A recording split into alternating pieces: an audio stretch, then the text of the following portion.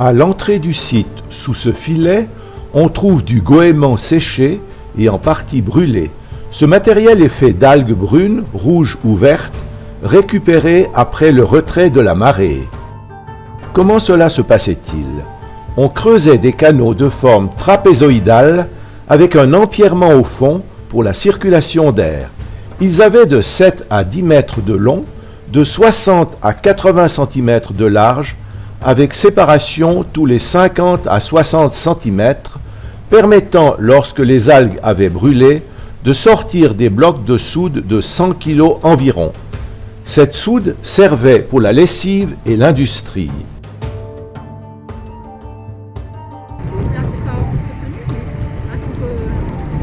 Entre les deux fenêtres, à l'intérieur, il y a une cheminée.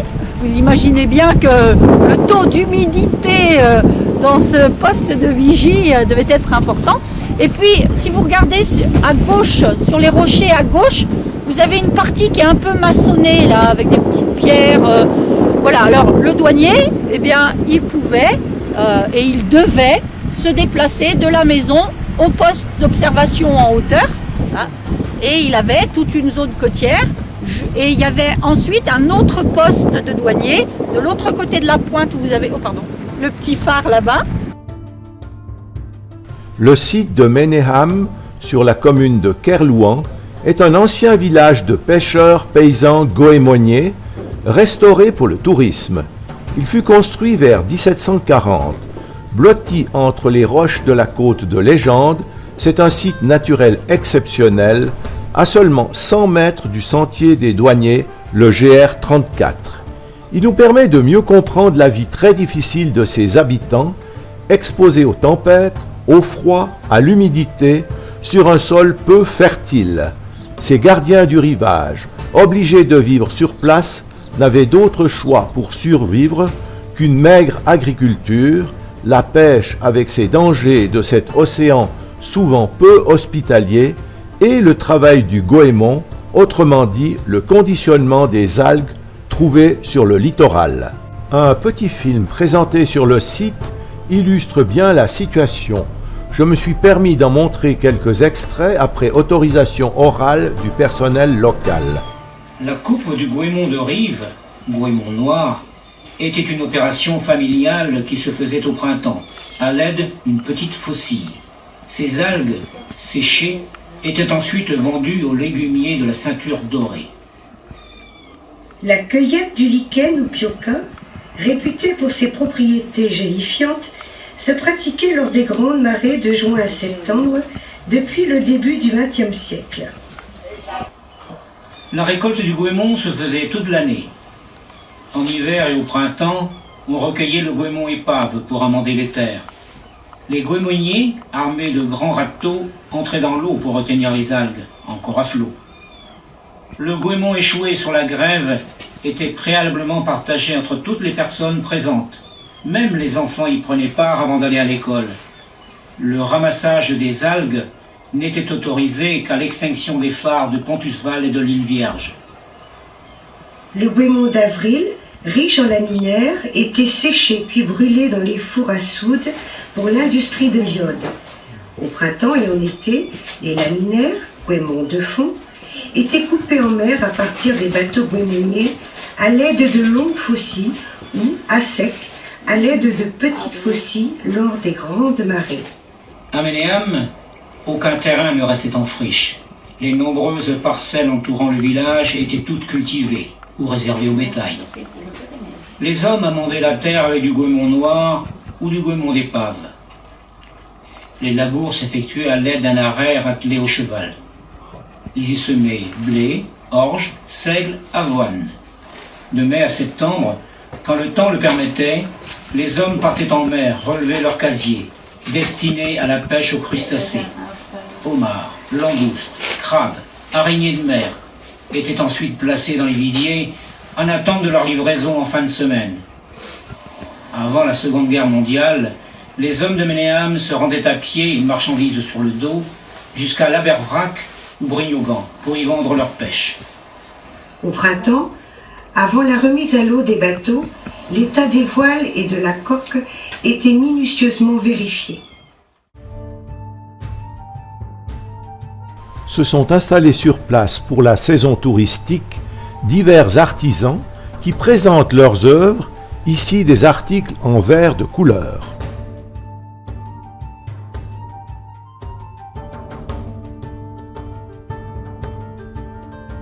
Ici, c'est de la roche magmatique, surtout du granit, formé par le refroidissement lent du magma. Elle appartient au massif armoricain, reste d'une ancienne chaîne de montagnes.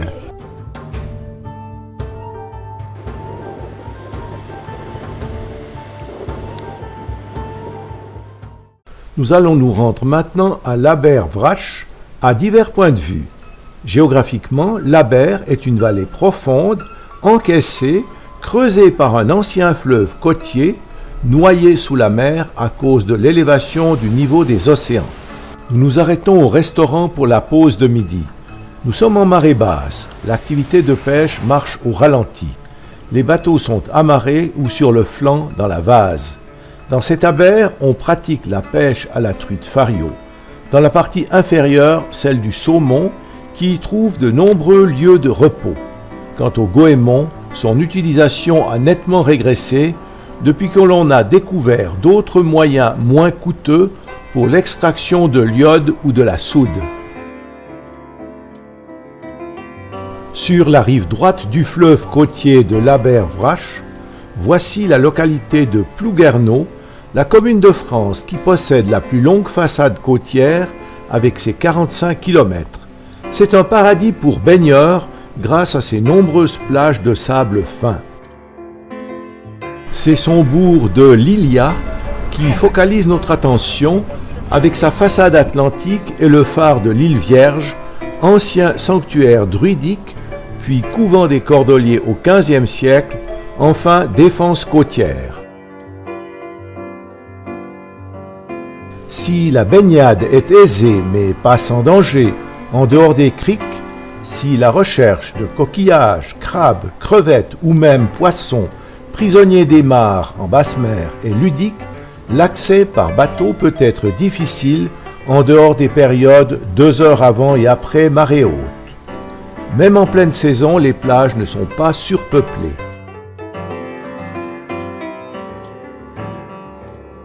Le phare de l'île Vierge est le plus haut d'Europe, 82,5 mètres. Sa tour en granit se gravit avec 365 marches. Ses lumières portent à 27 miles. À côté, le petit phare de 33 mètres dont seule la corne de brume est encore en fonction. Port-Salle, pour beaucoup de gens, c'est le drame de l'Amoco Cadiz, ce super tanker avec 220 000 tonnes de pétrole brut qui faisait route de l'Arabie Saoudite en direction de Rotterdam. Les conditions météo sont mauvaises. Le 16 mars 1978, après une défaillance de gouvernail au large de l'île de Ouessant, l'échec de remorquage, le bateau s'échoue sur les récifs de Men-Goulven, en face du village de Port-Salle, relâchant la totalité de sa cargaison. Une marée noire d'une ampleur exceptionnelle commence. À ce moment-là, les 3 remorqueurs de la Marine nationale n'étaient pas disponibles et ne sont de toute façon pas équipés pour un tel sauvetage. Il y a eu des difficultés de contact entre les divers sémaphores locaux qui n'étaient pas pourvus d'ailleurs de radars.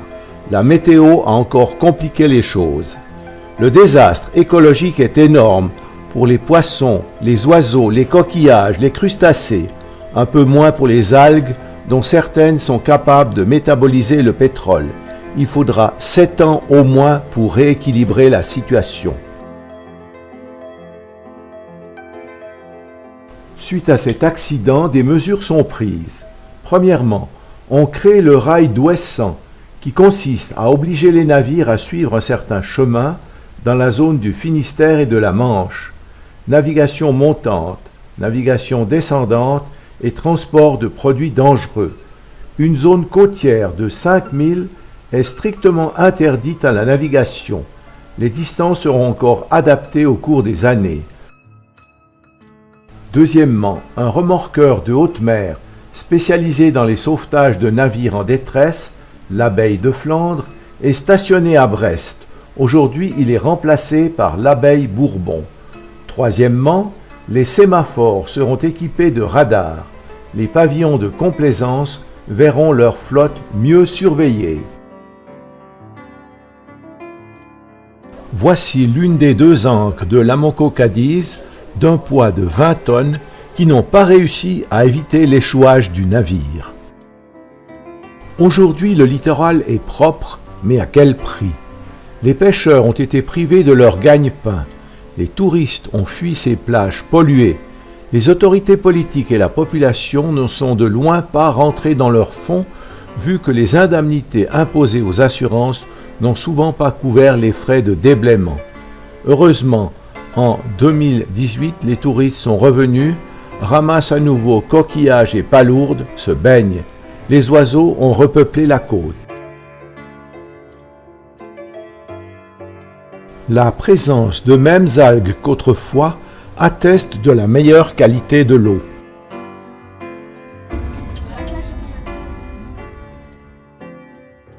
Nous arrivons à Port-Spodder, localité du Finistère sur la côte d'Iroise. La présence de mégalithes atteste d'une colonisation au néolithique.